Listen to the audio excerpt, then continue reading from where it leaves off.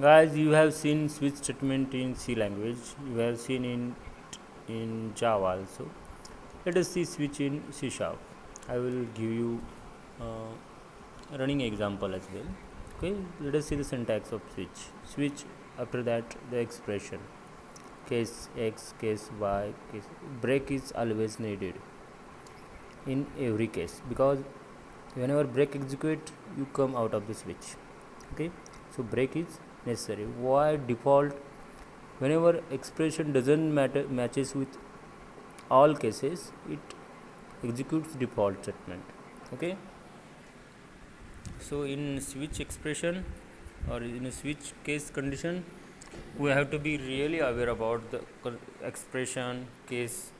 After each and every case you have to write colon, then you have to write the code, and after that you have to write a break, and break ended with a semicolon. Okay, so this is how the switch case is. So in this case switch expression will be evaluated for once, because switch is not under any loop.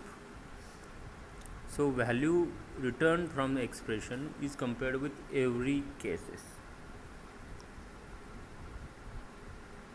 Okay, and default will be executed. So here int day 4, we are going to switch to the day. If day is 4, then fourth case will be executed Thursday.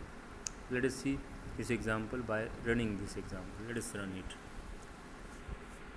Means a day is 4, it will be Monday, Tuesday, Wednesday, Thursday. Okay, this is how the switch case works.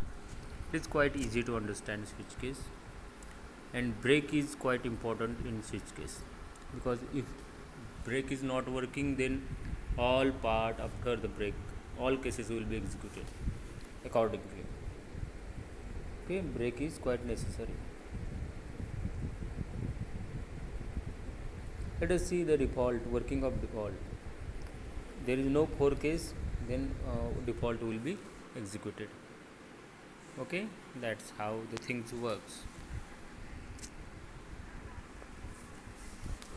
Okay, this is what the switch case for you.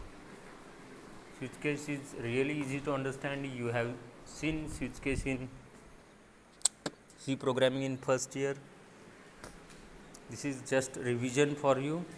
Okay, so we will stop here in switch case.